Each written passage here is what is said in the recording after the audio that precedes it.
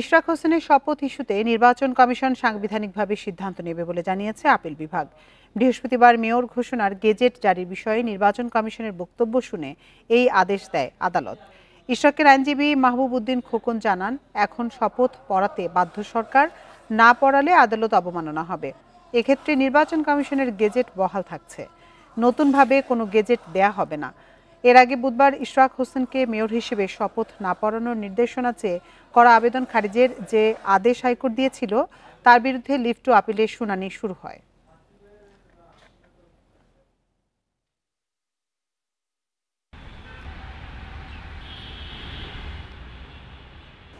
ট্রাইব্যুনালের আদেশ ছিল 10 দিনের মধ্যে গ্যাজেট করার জন্য।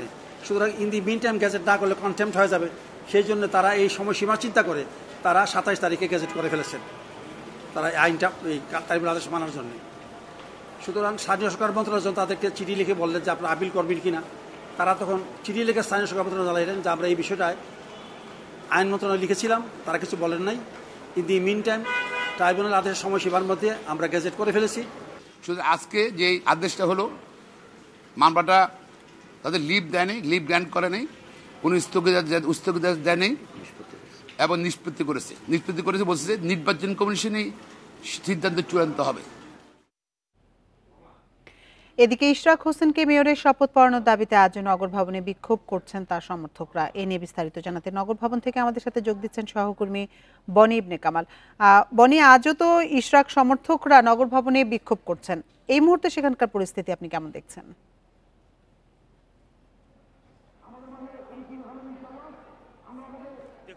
এখনকার পরিস্থিতি যদি একটু আপনাকে জানাতে চাই, এখনো কিন্তু আমরা দেখতে পাচ্ছি ইশরাক সমর্থকরা এই যে নগর ভবনের যে মূল জায়গাটি রয়েছে, অর্থাৎ নগর ভবনের প্রবেশের যে জায়গাটি, ঠিক সেই জায়গায় বসে কিন্তু তারা এখন আন্দোলন চালিয়ে যাচ্ছেন। এবং যদি আমি আপনাকে একটু দেখানোর চেষ্টা করি, আপনি হয়তো দেখতে পাচ্ছেন যে এখন কিন্তু তারা এখানে অবস্থান নিয়েছেন এবং তারা ইশরাক হোসেনের পক্ষে নানা ধরনের যে স্লোগান, সেই স্লোগান দিয়ে যাচ্ছে। সবচেয়ে বড় বিষয় হচ্ছে আজকে আদালত থেকে যে পর্যবেক্ষণটি দেওয়া হয়েছে, অর্থাৎ নির্বাচন কমিশন গ্যাজেটের বিষয়ে যে আপিলটা করা হয়েছে, লিভ টু আপিল, সেই লিভ টু আপিলের প্রেক্ষিতে কিন্তু আমরা দেখতে পাচ্ছি যে আদালত থেকে এক ধরনের পর্যবেক্ষণ দেওয়া হয়েছে যে নির্বাচন কমিশন যেহেতু স্বাধীন, তারা স্বাধীনভাবে কাজ করবে, সেখানে তাদের আসলে কারো পরামর্শ বা অনুমতি নেওয়ার প্রয়োজন নেই, সেই বিষয়টি যেতে বলেছে। তারপরে থেকে কিন্তু আমরা দেখছি যে এখানে ইশরাকের সমর্থনে যারা আন্দোলন করছেন, তারা কিন্তু এই যে পুরো যে আন্দোলনটি, সেই আন্দোলনের প্রেক্ষিতে এই আজকে আদালত যে রায় দিয়েছে, সেই রায়কে তারা স্বাগত জানাচ্ছেন এবং তারা বলছিলেন যে এখন সরকারের উচিত দ্রুত সময়ের মধ্যে ইশরাক হোসেনকে শপথ পাঠ করানো এবং সেই জন্য যে এই ধরনের উদ্যোগ নেওয়া দরকার, সেই সব উদ্যোগ নেওয়ার কথা তারা বলছিলেন। পাশাপাশি তারা বলছেন যে স্থানীয় সরকার উপদেষ্টা আসিফ মাহমুদ সজীব ভুঁইয়ার কারণে আসলে এই যে ইশরাক হোসেনের শপথ, সেই শপথটি বিলম্বিত হচ্ছে, তার ব্যাপারেও আসলে তার বিরুদ্ধেও কিন্তু নানা ধরনের স্লোগান দেওয়া হচ্ছে বলে আমরা দেখতে পাচ্ছি। তো সার্বিকভাবে বলা যায় যে আজকে আদালত থেকে যে পর্যবেক্ষণটি দেওয়া হয়েছে, এই পর্যবেক্ষণের পরে এখন সরকারের আসলে পরবর্তী কার্যক্রম, নির্বাচন কমিশনের কিন্তু আর এখন কোনো কার্যক্রম বাকি নেই, যেহেতু নির্বাচন কমিশনের পক্ষ থেকে এরই মধ্যে গেজেট জারি করা হয়েছে গত 28 এপ্রিল। সেক্ষেত্রে এখন আর নির্বাচন কমিশনের নতুন করে কিছু করার প্রয়োজনীয়তা নেই। তবে এক্ষেত্রে রিটকারী আইনজীবী কিন্তু বলছেন যে যেহেতু গেজেট প্রকাশের 1 মাস পার হয়ে গেছে, সেক্ষেত্রে আইনিভাবে আসলে এখন আর নতুন করে শপথ নেওয়ার কোনো সুযোগ নেই, সেই কথাও কিন্তু তারা বলছিলেন। তো স্বাভাবিকভাবে আমরা এখন পর্যন্ত যেটা দেখতে পাচ্ছি, নগর ভবনের সামনে আজকে সম্ভবত 13 বা 14তম দিন হিসেবে কিন্তু আমরা দেখতে পাচ্ছি যে এই পুরো নগর ভবনের সামনে যে বিক্ষোভ, সেই বিক্ষোভ কর্মসূচিটি পালন করছেন ইশরাকের সমর্থকরা এবং তারা বলছেন যে দ্রুত সময়ের মধ্যে ইশরাক হোসেনকে শপথ পড়াতে হবে এবং মেয়রের দায়িত্ব দিতে হবে। আমি যদি আপনি কিছু জানিয়ে রাখতে চাই, এই যে দীর্ঘ সময় ধরে চলা বা দীর্ঘদিন ধরে চলা এই আন্দোলনের ফলে কিন্তু কার্যত এক প্রকার ঢাকা দক্ষিণ সিটি কর্পোরেশনের যে কার্যক্রম, সেগুলো বন্ধই হয়ে গিয়েছে এবং তার প্রেক্ষিতে আমরা দেখতে পাচ্ছি যে নাগরিক সেবা যেগুলো রয়েছে, সেই সব নাগরিক সেবাগুলো কিন্তু ব্যাহত হচ্ছে এবং বিশেষ করে জন্ম নিবন্ধন সহ যে কাজগুলো রয়েছে, সেই কাজগুলো কিন্তু আমরা বিভিন্ন ধরনের অভিযোগ পেয়ে আসছি যে তারা জন্ম নিবন্ধন করতে পারছে না বা কার্যক্রম চলছে না, সামনে কোরবানির প্রস্তুতি সহ রয়েছে। তো সার্বিকভাবে এক ধরনের অচল অবস্থা কিন্তু দেখাই যাচ্ছে। তবে ইশরাক সমর্থকদের বক্তব্য হচ্ছে যে যদি দ্রুত সময়ের মধ্যে এই যে শপথ পড়ানোর যে বিষয়টি, সেই শপথ পড়ানোর বিষয়টি সম্পন্ন হয়ে যায়, অর্থাৎ শপথ পড়ানো হয়ে যায়, সেই ক্ষেত্রে কিন্তু আসলে এই জটিলতা আর থাকে না। এবং এই জটিলতা না থাকলে দ্রুত সময়ের মধ্যেই ইশাক হোসেনের দায়িত্ব বুঝিয়ে দিলে বা ইশাক হোসেনের যে দায়িত্ব, মেয়র হিসেবে দায়িত্ব বুঝিয়ে দিলে, তাহলে কিন্তু তিনি তখন এই যে নাগরিক যে ভোগান্তি হচ্ছে, নাগরিক যে সমস্যা হচ্ছে, সেগুলো দ্রুত সময়ের মধ্যেই কাটিয়ে উঠতে পারবে। সেগুলো দ্রুত সময়ের মধ্যে কাটিয়ে উঠতে পারবে। এখন পর্যন্ত আমরা যতটুকু বুঝতে পারছি যে এই যে আন্দোলনটি, সেই আন্দোলনটি চলমান রয়েছে এবং এটি এখন পর্যন্ত আরো কিছুটা সময় পর্যন্ত নগর ভবনের সামনে থেকে সবশেষ তথ্য জানাচ্ছিলেন সহকর্মী বনি ইবনে কামাল। অবাধ, সুষ্ঠু, গ্রহণযোগ্য এবং অন্তর্ভুক্তিমূলক নির্বাচনের লক্ষ্যে কাজ করছে সরকার। জাপানে নিক্কেই সম্মেলনে দেয়া বক্তব্যে একথা জানিয়েছেন প্রধান উপদেষ্টা অধ্যাপক মোহাম্মদ ইউনূস। সম্মেলনে এশিয়াকে শান্তি, সহযোগিতা ও অন্তর্ভুক্তিমূলক উন্নয়নের পথ দেখানোর আহ্বান জানান তিনি। টোকিওর ইম্পেরিয়াল হোটেলে নিক্কেই সম্মেলনে বক্তব্য রাখেন প্রধান উপদেষ্টা অধ্যাপক মোহাম্মদ ইউনূস। এতে বৈশ্বিক সংঘাত, জলবায়ু পরিবর্তন, অর্থনৈতিক বৈষম্য নিয়ে উদ্বেগ প্রকাশ করেন তিনি। প্রধান উপদেষ্টা বলেন, ইউক্রেন, গাজা, মিয়ানমার সহ দক্ষিণ ও দক্ষিণ পূর্ব এশিয়ায় যুদ্ধ এবং সহিংসতা শান্তিকে দূরে ঠেলে দিয়েছে। সম্প্রতি দুই প্রতিবেশী দেশের মধ্যে যুদ্ধবিরতির জন্য দেশগুলোর নেতাদের অভিনন্দন জানিয়ে দক্ষিণ এশিয়ায় স্থায়ী শান্তির প্রত্যাশা জানান তিনি। এশিয়া এবং এর বাইরের বিভিন্ন অঞ্চলে সংঘাত ছড়িয়ে পড়েছে। ইউক্রেন, গাজা এবং দক্ষিণ ও দক্ষিণ পূর্ব এশিয়ার দেশগুলোতে যুদ্ধ ও সংঘাতে হাজার হাজার মানুষের জীবন ও জীবিকা ধ্বংস হচ্ছে। অত্যন্ত দুঃখের বিষয়, আমাদের দুই প্রতিবেশী দেশ খুব সম্প্রতি একটি সংক্ষিপ্ত কিন্তু অত্যন্ত ব্যয়বহুল যুদ্ধে জড়িয়েছে। যুদ্ধবিরতিতে সম্মত হয় আমি দুই দেশের নেতাদের অভিনন্দন জানাই। বাংলাদেশের ছাত্রদের নেতৃত্বে গণ আন্দোলনের মাধ্যমে রাজনৈতিক পরিবর্তনের কথা তুলে ধরে প্রধান উপদেষ্টা জানান, এখন সরকার অবাধ, সুষ্ঠু, গ্রহণযোগ্য ও অন্তর্ভুক্তিমূলক নির্বাচনের প্রস্তুতি নিচ্ছে। গত বছর বাংলাদেশের ছাত্র নেতৃত্বাধীন একটি গণ আন্দোলনের মাধ্যমে রাজনৈতিক পরিবর্তন এসেছে, যার ফলে আমার সরকার দায়িত্ব গ্রহণ করেছে। আমরা এখন এমন একটি নির্বাচন আয়োজনের লক্ষ্যে কাজ করছি যা অবাধ, সুষ্ঠু, গ্রহণযোগ্য এবং অন্তর্ভুক্তিমূলক হবে। অধ্যাপক ইউনূস তার 3-0 তত্ত্বের কথা তুলে ধরার পাশাপাশি সামাজিক ব্যবসা ও তরুণ উদ্যোক্তাদের পরিবর্তনের জন্য এগিয়ে আসার আহ্বান জানান। 7 দফা প্রস্তাবে সহযোগিতা, টেকসই অর্থনীতি, তরুণদের ক্ষমতায়ন ও পরিবর্তনের পথ তৈরির ওপর গুরুত্ব দেন তিনি। তাসফিয়া রহিম, ইন্ডিপেন্ডেন্ট নিউজ। বিএনপি কেবল জনগণের স্বার্থে নির্বাচন চায় বলে জানিয়েছেন দলটির যুগ্ম মহাসচিব শহীদ উদ্দিন চৌধুরী অ্যানি। দুপুরে সোহরাওয়ার্দী মেডিকেলে জুলাই আন্দোলনে চোখ হারানো 4 জনকে দেখতে গিয়ে এ মন্তব্য করেন তিনি। শহীদ উদ্দিন চৌধুরী অ্যানি বলেন, এই সরকার জুলাইয়ে আহতদের তাচ্ছিল্য করছে। আমরা বিএনপি পরিবার সংগঠনের পক্ষ থেকে চোখ হারানো 4 বিষপানকারীর খোঁজ নেন তিনি। শহীদ উদ্দিন চৌধুরী অ্যানি বলেন, সরকার জুলাই আহতদের পাশে না থাকলেও বিএনপি সবসময় পাশে থাকবে। ফ্যাসিবাদের বিরুদ্ধে লড়াই অব্যাহত রাখবে বিএনপি। বুধবার চক্ষু বিজ্ঞান ইনস্টিটিউটে জুলাই আহতদের সঙ্গে হাসপাতালের কর্মীদের সংঘর্ষের সুষ্ঠু তদন্তের দাবি জানান তিনি। জনগণের স্বার্থে, দেশের স্বার্থে, জুলাই সর্বশেষ আন্দোলনের স্বার্থে বিগত 17 বছর আমরা যারা ত্যাগ স্বীকার করেছি, কষ্ট করেছি, যারা গুম হয়েছে, শহীদ হয়েছে, খুন হয়েছে, পঙ্গুত্ব বরণ করেছে, দৃষ্টিশক্তি হারিয়েছে, তাদের জন্য, দেশের জন্য, এর জন্য নির্বাচন চাই। সচিবালয়ে প্রতি সোমবার এবং বৃহস্পতিবার দর্শনার্থী প্রবেশ বন্ধ থাকবে বলে জানিয়েছে স্বরাষ্ট্র মন্ত্রণালয়। বৃহস্পতিবার এক বিজ্ঞপ্তিতে তথ্য জানানো হয়েছে। বিজ্ঞপ্তিতে বলা হয়, উপদেষ্টা পরিষদের সভা এবং সার্বিক বিবেচনায় সপ্তাহে প্রতি সোমবার এবং বৃহস্পতিবার সচিবালয়ে সব ধরনের দর্শনার্থী প্রবেশ স্থগিত থাকবে। পরবর্তী নির্দেশ না দেওয়া পর্যন্ত এটি কার্যকর থাকবে বলে বিজ্ঞপ্তিতে জানানো হয়েছে। স্বরাষ্ট্র মন্ত্রণালয়ের যুগ্ম সচিব মোহাম্মদ জসিম উদ্দিনের স্বাক্ষরিত বিজ্ঞপ্তিতে এই সিদ্ধান্তের কথা জানানো হয়। এর আগে গত 27 মে একদিনের জন্য সচিবালয়ে সব ধরনের দর্শনার্থী প্রবেশ বন্ধ করে স্বরাষ্ট্র মন্ত্রণালয়।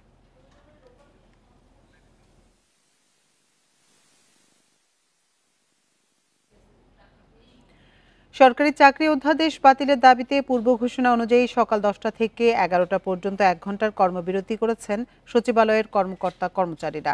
বৃহস্পতিবার সচিবালয়ে কর্মবিরতি শেষে সংবাদ সম্মেলন করে তারা জানান, বুধবারের আশ্বাসে শান্তিপূর্ণ কর্মসূচি দেওয়া হয়েছে। শনিবার প্রধান উপদেষ্টা দেশে ফিরলে তার সঙ্গে আলোচনা করে রোববার ভালো ফল আসবে বলেও আশা করছেন ঐক্য ফোরামের নেতারা। এছাড়া রোববার উপদেষ্টা আলী ইমাম মজুমদার, সৈয়দা রিজওয়ানা হাসান, ফাউজুল কবির খান এবং সোমবার মাহফুজ আলম ও আসিফ মাহমুদ সজীব ভূঁইয়াকে স্মারকলিপি দেওয়া হবে। তারা বলেন, যখন মহার্ঘ ভাতার দাবি করার কথা তখন তা না দিয়ে কালো অধ্যাদেশ বাতিলের দাবিতে আন্দোলনে নামতে হচ্ছে।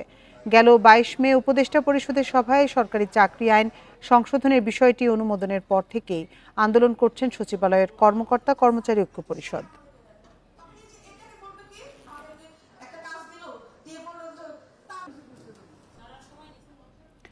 প্রশাসনিক সংস্কারের পদক্ষেপ বিপাকে ফেলেছে সরকারকে। নিজ নিজ স্বার্থ দেখতে গিয়ে পরিবর্তন মেনে নিতে চাচ্ছেন না সরকারের বিভিন্ন বিভাগ ও সংস্থার কর্মীরা। পালন করছেন কর্মবিরতি, যা অন্তর্বর্তী সরকারের দক্ষতাকে করেছে প্রশ্নবিদ্ধ, ঘনীভূত করছে রাজনৈতিক ও প্রশাসনিক সংকট, বলছেন বিশ্লেষকরা। সরকারি চাকরি অধ্যাদেশ 2025 প্রত্যাহার চেয়ে সচিবালয় কর্মচারীদের বিক্ষোভ, বিসিএস এর 25 ক্যাডার কর্মকর্তাদের কলম বিরতি ও রাজস্ব বোর্ডের কর্মকর্তা কর্মচারীদের বিক্ষোভে তৈরি হয়েছে অচল অবস্থা। নানা দাবিতে কর্মবিরতি পালন করছেন পল্লী বিদ্যুতের কর্মচারীরাও। 5 আগস্ট পরবর্তী অন্তর্বর্তী সরকারের সংস্কার পদক্ষেপে তৈরি হয়েছে জটিলতা। আন্দোলনের নামে সেবা বন্ধ ও সরকারকে চাপে ফেলে দাবি আদায়ে নেমেছে খোদ সরকারি কর্মচারীরাই। এতে রাজনৈতিক ও প্রশাসনিক সংকট বাড়াবে বলে আশঙ্কা বিশ্লেষকদের। কখনোই কাম্য নয় যে সচিবালয়ে এভাবে আন্দোলন হবে। একটা সরকারি অফিসে একটা ডিসিপ্লিন থাকা উচিত।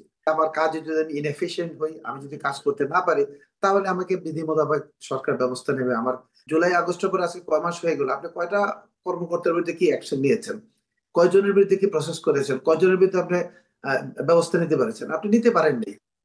আন্দোলনরত কর্মচারীদের অশোভনীয় আচরণের দায় এসে পড়েছে প্রজাতন্ত্রের অন্য অংশেও।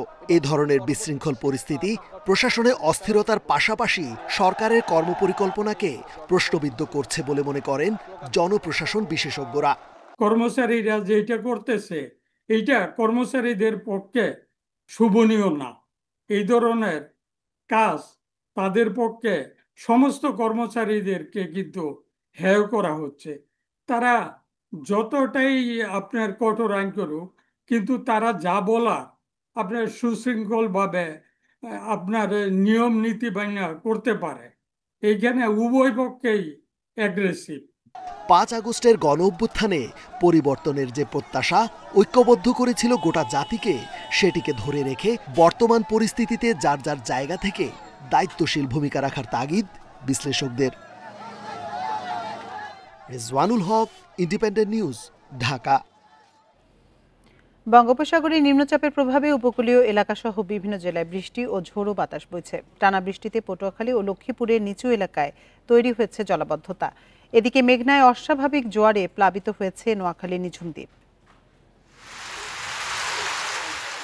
পটুয়াখালীতে 3 দিন ধরে থেমে থেমে বৃষ্টি হলেও বুধবার সন্ধ্যা থেকে শুরু হয় মুষলধারে বৃষ্টি।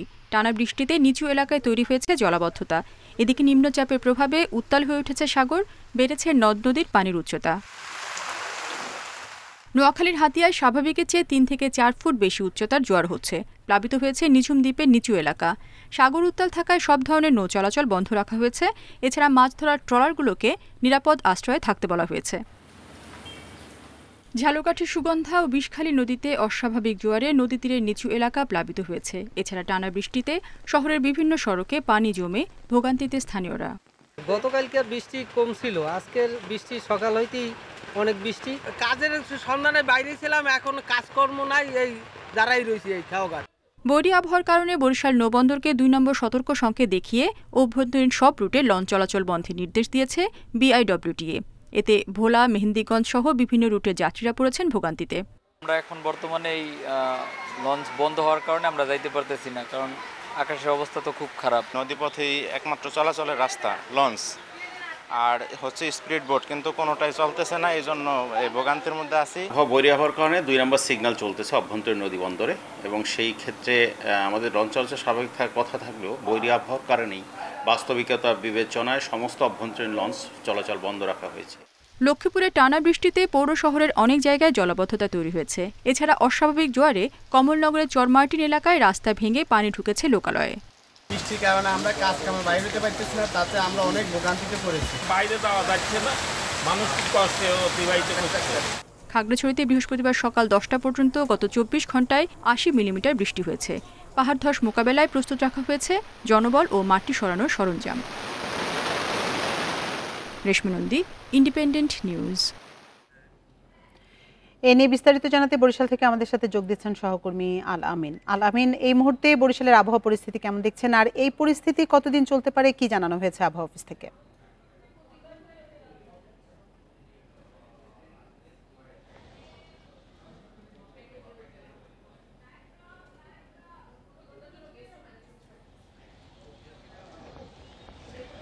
দুঃখিত, আমাদের সংযোগটি বিচ্ছিন্ন হয়ে গেছে। আমরা পরবর্তীতে আবার আমাদের সহকর্মীর সাথে যোগাযোগের চেষ্টা করব। চলে যাচ্ছি পরের খবরে। আবহাওয়া পরিস্থিতি নিয়ে বিস্তারিত জানাতে এই মুহূর্তে রাজধানীর আগারগাঁও থেকে আমাদের সাথে যোগ দিচ্ছেন আমাদের সহকর্মী বুদ্ধদেব কুণ্ড।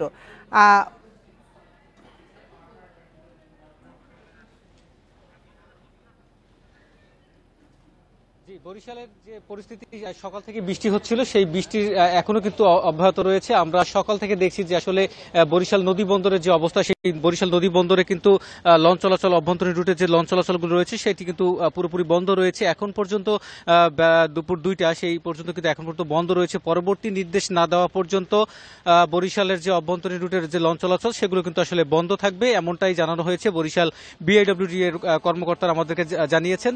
আমরা বরিশালের আবহাওয়া অফিসের সাথে কথা বলেছিলাম, তারা যেটি জানিয়েছেন যে আসলে বরিশালের প্রায় দুপুর 12টা পর্যন্ত 56.2 মিলিমিটার বৃষ্টিপাত রেকর্ড করা হয়েছে এবং সকাল 6টা থেকে দুপুর 12টা পর্যন্ত 44 মিলিমিটার বৃষ্টিপাত রেকর্ড করা হয়েছে। সব মিলিয়ে কিন্তু আসলে বরিশালে এখন পর্যন্ত বৃষ্টি অব্যাহত থাকার কারণে কিন্তু বরিশালের যে লঞ্চ চলাচল বন্ধ রয়েছে সেটি কিন্তু এখনো বন্ধ রাখা হয়েছে। এখানে যারা যাত্রী এসেছেন তারা কিন্তু সকাল থেকে অপেক্ষা করছেন যে বৈরী আবহাওয়া যদি ঠিক হয়, সেক্ষেত্রে যদি লঞ্চ চলাচল করে তারা সেই গন্তব্যস্থলে পৌঁছাবেন। কিন্তু আবহাওয়া বিএডব্লিউটি যেটি জানিয়েছেন যে তারা বলছেন যখন আবহাওয়ার পরিস্থিতি স্বাভাবিক না হওয়া পর্যন্ত তারা তাদের এই যে নিষেধাজ্ঞা যেটি রয়েছে লঞ্চের উপরে সেটি থাকবে এবং পরবর্তী নির্দেশ না দেওয়া পর্যন্ত তারা সকল প্রকার লঞ্চ চলাচল বন্ধ রাখবেন। তবে ঢাকা বরিশাল রুটে যে লঞ্চ, বড় যে লঞ্চ চলাচল করে সেইগুলো কিন্তু রাত 9:30টার দিকে ছাড়া হয়, সেই বিষয়ে এখন পর্যন্ত কোনো সিদ্ধান্ত নেওয়া হয়নি। আমরা বরিশাল নগরীতে দেখেছি আসলে এই বৃষ্টিতে কিন্তু এখন পর্যন্ত কোথাও কোনো জলাবদ্ধতার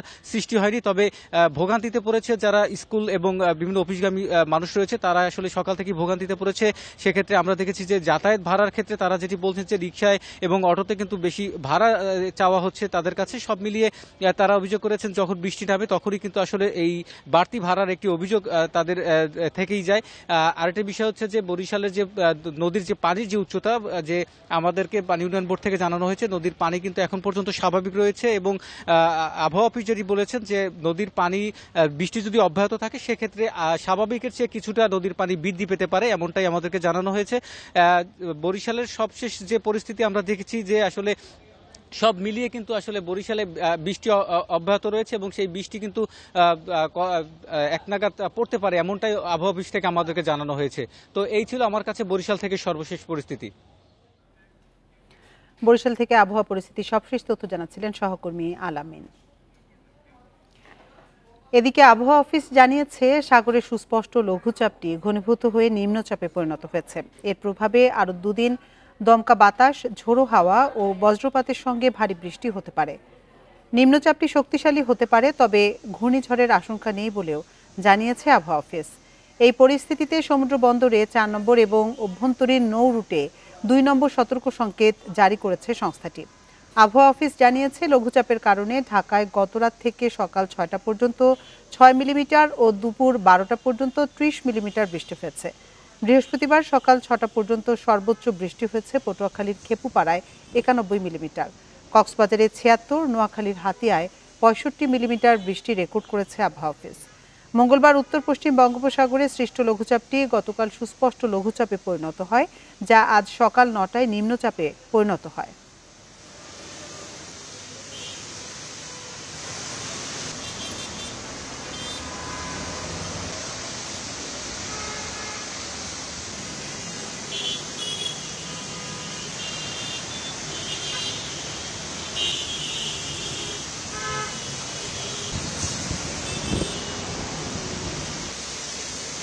নিম্নচাপের প্রভাবে বাড়ি থেকে আগামী 48 ঘন্টার মধ্যে বাংলাদেশের বিভিন্ন অঞ্চলে ভারী থেকে অতি ভারী বৃষ্টিপাতের সম্ভাবনা রয়েছে।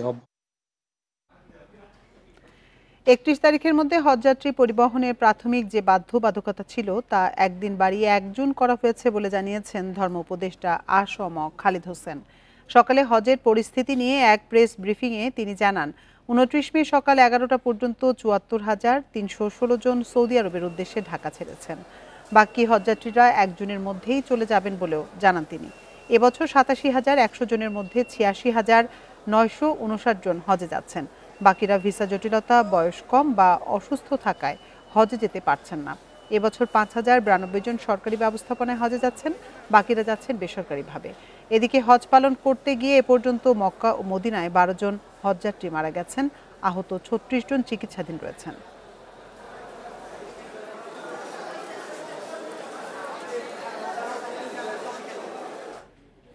আপনারা দেখছেন বিরতিহীন সংবাদ দুপুর। সংবাদে আরো যা থাকছে। এবারের বাজেটেও থাকতে পারে কালো টাকা সাদা করার সুযোগ। এ পদক্ষেপ দুর্নীতিতে সহায়ক হবে বলছেন বিশ্লেষকরা।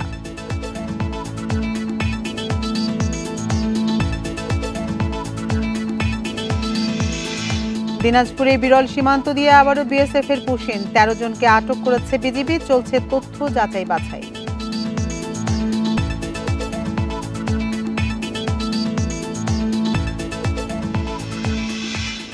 কোরবানির ঈদ ঘিরে জমে উঠেছে পঞ্চগড়ের ঐতিহ্যবাহী নগরকুমারী হাট। দেশের বিভিন্ন জেলার ব্যাপারীরা হাট থেকে গরু কিনে নিয়ে যাচ্ছেন। প্রতি হাটে বেচাকেনা হচ্ছে ৫ থেকে ৭ কোটি টাকার। এদিকে চাঁদপুরে ৪,০০০ খামারির কাছে কোরবানির জন্য প্রস্তুত আছে ৬২,০০০ গবাদি পশু। চাহিদার তুলনায় ১৪,০০০ পশু কম থাকলেও মৌসুমি ব্যবসায়ীরা অন্য জেলা থেকে এই চাহিদা পূরণ করবেন বলছে প্রাণী সম্পদ অধিদপ্তর। পঞ্চগড়ের বিভিন্ন পশুর হাটের মধ্যে বোদা উপজেলার নগরকুমারী হাটটি সবচেয়ে বড়। স্থানীয়রা ছাড়াও পাশের ঠাকুরগাঁও নীলফামারী থেকে ক্রেতা বিক্রেতারা আসেন এই হাটে। বড় আকারের কোরবানির গরু তোলেন স্থানীয় খামারিরা। ঢাকা, কুমিল্লা, চাঁদপুর সহ বিভিন্ন জেলার ব্যাপারীরাও এই হাট থেকে গরু কিনে নিয়ে স্থানীয় হাটে বিক্রি করেন। প্রতি হাটবারই বিক্রি হয় ৫ থেকে ৭ কোটি টাকার পশু। এই ডিস্ট্রিক্টের মধ্যে সবচেয়ে বড় হাট এটা। এখানে ভালো বেচা কিনা হয়, পশু ও গরুর বাইর হয়। পাইকার এখানে ভালোই আছে। বলখালি থেকে আসছি, এখান থেকে বোদা বাজার থেকে নিয়ে চট্টগ্রাম বিক্রি করবো এগুলা। এখান থেকে আজকে 5টা গরু কিনলাম। কোরবানি উপলক্ষে চাঁদপুরে গবাদি পশু বিক্রির জন্য 2 শতাধিক স্থান ইজারা দিয়েছে প্রশাসন। বিভিন্ন হাটে শুরু হয়েছে গবাদি পশু বেচাকেনা। খামারিরা জানান, মান ধরে রাখতে কাঁচা ঘাস, খড়, ভুট্টা সহ বিভিন্ন দানাদার খাবার দেওয়া হচ্ছে গরুকে। তবে শেষ মুহূর্তে বাজারে ভারতীয় গরু এলে আর্থিক ক্ষতির শঙ্কায় তারা। ইন্ডিয়ান গরু নাইলে আমগো সামনে ব্যবসা হবে, ইন্ডিয়ান গরু বাড়াইলে আমগো ব্যবসা ধ্বংস হয়ে যেতেছে। 90% ঘাস খাওয়ায়, বাকি 10% যে দানাদার খাওয়ায় সেটা আমি নিজস্ব ভাবে ভাঙাই নিয়ে আসি। প্রাণী সম্পদ মন্ত্রণালয়ের তথ্য বলছে, জেলায় ৭৬,০০০ পশুর চাহিদার বিপরীতে বিভিন্ন খামারে আছে ৬২,০০০। তবে মৌসুমী ব্যবসায়ীরা অন্য জেলা থেকে এই চাহিদা পূরণ করায় সংকট হবে না বলছেন কর্মকর্তা। আমাদের প্রায় ১৪,০০০ একটা ঘাটতি আছে, তো এই ঘাটতিটা আমাদের আসলে থাকবে না। আমাদের এখানে প্রায় প্রতিটা প্রায় ৫০০ জনের মতো খণ্ডকালীন ব্যবসায়ী আছে। আমাদের দেখা গেল যে এখানে ১ লাখের উপরেও কোরবান হতে পারে। এই যে শর্টেজটা মিনিমাইজ হয়ে যায় কোরবানির কয়েক সপ্তাহ আগে। কোরবানির পশুর হাটগুলোতে গবাদি পশুর স্বাস্থ্য সুরক্ষায় থাকছে বিশেষ টিম, আর আর্থিক লেনদেন ও ক্রেতা নিরাপত্তায় রয়েছে পুলিশের টহল। রেশমি নন্দী, ইন্ডিপেন্ডেন্ট নিউজ।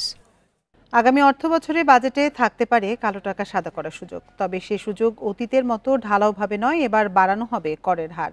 এদিকে আবাসন ও শেয়ার বাজারে অপ্রদর্শিত অর্থ বিনিয়োগের সুযোগ চান খাত সংশ্লিষ্টরা। যদিও নৈতিকভাবে এই সুযোগকে সমর্থন করেন না বিশ্লেষকরা। তারা বলছেন, কালো টাকা বিনিয়োগের সুযোগ দুর্নীতিকে সহায়তা করবে। চলতি অর্থবছরের বাজেটে বিনা প্রশ্নে কালো টাকা সাদা করার সুযোগ রাখা হয়।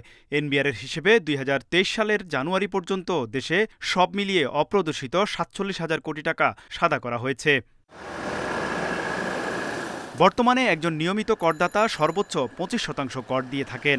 সেখানে কালো টাকার মালিক অতিরিক্ত মাত্র ১৫% কর দিয়ে বিনা প্রশ্নে সেই অর্থ বৈধ করার সুযোগ পান। তবে এ কর হার আরও বাড়তে পারে এবারের বাজেটে। থাকবে অর্থের উৎস সম্পর্কে যে কোনো সংস্থার প্রশ্ন করার সুযোগও। ধারাওভাবে থাকবে না স্পেসিফিক কেসে, যে আগে তো কালো টাকা সাদা আপনি 15% করলে আর কেউ জিজ্ঞেস করবে না, ওই রকম। প্রতিবার আবাসন খাত ও শেয়ার বাজারে কালো টাকা বৈধতার সুযোগ দেওয়া হলেও প্রশ্নের ভয়ে দূরে থাকেন বিনিয়োগকারীরা। সেও যেন বুঝে যা সে যে বিনিয়োগ করবে যে আমার কোনো ভয় নেই, এটা আমার অপরদৃশ্য আয় মানে হচ্ছে কোনো কালো টাকা না। তো এই জায়গাটা মানে যখন বুঝতে পারবে যে আমার কোনো অসুবিধা হবে না, তখন কিন্তু সে এখানে বিনিয়োগ করবে। লুটের টাকা, চুরির টাকা, ডাকাতির কথা, এই ধরনের মানে অবৈধ টাকা পুঁজিবাজারে আসুক সেটা আমরা জানি। আমরা বলো অপ্রদূষিত আয়, সেটাকে বাজেটে যদি সেখানে সে সুযোগ থাকে। বিশ্লেষকরা বলছেন কালো টাকা সাদা করার সুযোগ বৈষম্যমূলক, তাই সুযোগ না দিয়ে দুর্নীতির উৎস বন্ধের উপর জোর দিচ্ছেন তারা। একই যুক্তিতে মোটামুটি একটা সুযোগটা দেওয়া হয়, সেটা মনে রাখতে হবে এটা হচ্ছে যে অসাংবিধানিক, আমাদের সংবিধানের সাথে সাংঘর্ষিক, এটা বৈষম্যমূলক এবং এটা দুর্নীতি সহায়ক। অন্তর্বর্তীকালীন সরকারের কাছ থেকে আমাদের প্রত্যাশা থাকবে তারা একটা নতুন সংস্কৃতি সৃষ্টি করবে। পাচার রোধ এবং অর্থনীতিতে টাকার যোগান বাড়বে এমন ধারণা থেকে অতীতে বারবার কালো টাকা সাদা করার সুযোগ দেওয়া হয়েছিল। বাস্তবে অর্থনীতিতে এর অবদান সামান্য। দুর্নীতির শ্বেতপত্র প্রকাশ করা অন্তর্বর্তী সরকার আইনের মারপ্যাচে এই ব্যবস্থা বহাল রাখবেন নাকি সেটি বাদ দেবেন তা দেখতে অপেক্ষা করতে হবে বাজেট ঘোষণার দিন পর্যন্ত। তৌহিদ রানা, ইন্ডিপেন্ডেন্ট নিউজ, ঢাকা। দিনাজপুরে বিরল সীমান্ত দিয়ে 13 জনকে পুশিন করেছে বিএসএফ, পরে তাদের আটক করে বিজিবি। বুধবার রাতে বিরল উপজেলার এনায়েতপুর সীমান্ত এলাকা দিয়ে তাদের পুশিন করা হয়। আটককৃতদের মধ্যে 11 জন নারী, 2 জন পুরুষ। এনায়েতপুর ক্যাম্পের কোম্পানি কমান্ডার বিষয়টি নিশ্চিত করে জানান, আটককৃতদের তথ্য যাচাই বাছাই চলছে। নেত্রকোনার হাওর বেষ্টিত বারবুড়ি গ্রামে চলমান হামলা সহিংসতায় আতঙ্কে গ্রামবাসী। তাদের অভিযোগ, পুলিশের কার্যকর ভূমিকা না থাকায় গত 2 সপ্তাহ ধরে চলছে পাল্টাপাল্টি হামলা।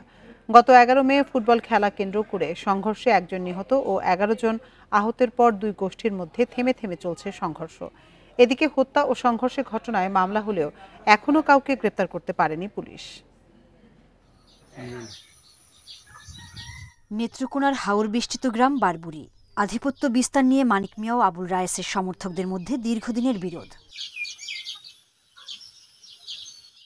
গত 11 মে ফুটবল খেলাকে কেন্দ্র করে দুপক্ষের সংঘর্ষে 12 জন আহত হন। এদের মধ্যে আবুল রায়েসের সমর্থক লাহুত মিয়া 14 মে চিকিৎসাধীন অবস্থায় মারা যান। মৃত্যুর ঘটনায় গ্রামটিতে শুরু হয় হামলা, ভাঙচুর ও লুটপাট। ওরা মোটা নিয়ে একটা ঝামেলা হয়েছিল, পরবর্তীতে ওরা মানে যে লোকটারা মারা গেছে নিরীহ লোকটা, পরে ওরা যে মাহবুর আছে আর রফিকুল ছাড়াও দৌড়ে রাখছে আর মানিকায় পিছন দিয়ে বলম দিয়া গাও দিছে। আমার দাবি আমার বাবার হত্যা বিচার চাই, ফাঁসি চাই। মানিক মিয়া, রফিকুল, মাহবুর আর জামাল মিয়া 4 জনের ফাঁসি চাই। মানিক মিয়ার সমর্থকদের অভিযোগ, প্রতিপক্ষের লোকজন তাদের 30টি ঘরবাড়িতে ভাঙচুর ও লুটপাট চালায়, এমনকি চালের টিনও খুলে নেয়। থেমে থেমে এখনো চলছে হামলার ঘটনা। আমরা তো বয়ে রয়েছি সারাতে নিচে লুটপাট করিয়া বাঙ্গিয়া রুঙ্গিয়া, তো 8 দিন ধরে বাংতাছে নিতাছে। এসব ঘটনায় থানায় পাল্টাপাল্টি 2টি মামলা দায়ের করা হয়েছে, তবে এখনো গ্রেপ্তার হয়নি কেউ। এ অবস্থায় নিরাপত্তাহীনতায় গ্রামবাসী। এদিকে আসামিদের গ্রেপ্তারে অভিযানের কথা জানিয়েছে পুলিশ। যে পুলিশ যখন এখান থেকে চলে আসে তখন কিন্তু লুটপাটের ঘটনাগুলো ঘটছে। আমরা যারাই লুটপাটগুলো ঘটাচ্ছে বা করছে, ইভেন এই যে মার্ডার মামলা হয়েছে, অপর পক্ষে যারা বাদীপক্ষে যারা আসামি দিয়েছে প্রত্যেকের ধরার জন্য আমরা আপনার চেষ্টা করে যাচ্ছি। সংঘর্ষে জড়িতদের গ্রেপ্তার করে শাস্তি নিশ্চিত এবং এলাকায় নিরাপত্তার দাবি গ্রামবাসীর। Independent news. ঈদে ঘরে ফেরা মানুষের ভোগান্তি কমাতে বিভিন্ন রুটে স্পেশাল ট্রেন বরাদ্দ দেওয়া হলেও রংপুর বিভাগে নেই একটিও। ফলে অতিরিক্ত চাপ আর শিডিউল বিপর্যয়ে ঈদ যাত্রায় যোগ হবে ভোগান্তি আর দুর্ভোগ। চাহিদা থাকা সত্ত্বেও বিশেষ ট্রেন বরাদ্দ না দেয়ায় ক্ষুব্ধ নাগরিক সমাজ ও সাধারণ মানুষ। রংপুর সহ উত্তরাঞ্চল থেকে প্রতিদিন প্রায় 8 থেকে 10 হাজার যাত্রী ঢাকায় আসা যাওয়া করে। এ যাত্রীদের জন্য আন্তনগর ট্রেনের সংখ্যা মাত্র 10টি। ঈদকে ঘিরে যাত্রীর চাপ বহুগুণে বেড়ে গেলেও এবারও বাড়েনি ট্রেনের সংখ্যা, এতে বাড়বে ভোগান্তি।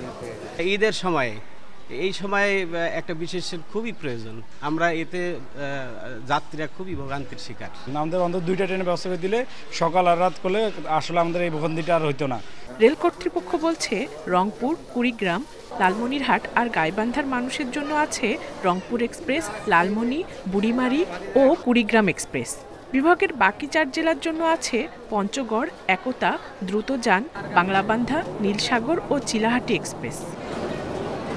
ঈদে মানুষের বাড়ি ফেরার প্রস্তুতি শুরু করলেও বিশেষ ট্রেন নিয়ে প্রস্তুতি নেই রেল কর্তৃপক্ষের। তবে দুর্ভোগ আগের তুলনায় কম হবে এমন দাবি এই কর্মকর্তার। টিকিট পর্যাপ্ত টিকিট অনলাইন আছে, সুতরাং কোনো সমস্যা হওয়ার কথা না। বিশেষ ট্রেন বরাদ্দ আপাতত নাই, রংপুর স্টেশনে এখনো বরাদ্দ দেয়নি, যদি যায় তাহলে পরবর্তীতে জানানো হবে। এদিকে চাহিদা থাকা সত্ত্বেও ট্রেনের সংখ্যা না বাড়ায় ক্ষুব্ধ নাগরিক সমাজ ও ব্যবসায়ী নেতারা। বিশেষ ট্রেন যেন রংপুরে ঈদের আগে থেকে দেওয়া হয়, যাতায়াতের জন্য আমরা এই ট্রেন পেলে রংপুরবাসী উপকৃত হবে তথা আমাদের রংপুরের সকল ব্যবসায়ীরা উপকৃত হবে। রংপুর বিভাগের অধিকাংশ কর্মজীবী মানুষ গাজীপুর, নারায়ণগঞ্জ, সিলেট ও চট্টগ্রামে অবস্থান করে। ঈদ আসলে তারা বাস ও ট্রেনের ছাদে এবং ট্রাকে ঝুঁকি নিয়ে যাতায়াত করেন। এতে অনেক সময় বড় দুর্ঘটনায় প্রাণহানির ঘটনা ঘটে। তবে চাহিদা অনুযায়ী ট্রেন সার্ভিস থাকলে এই যাত্রা অনেক নিরাপদ হতো বলে মনে করেন এলাকাবাসী। Independent news.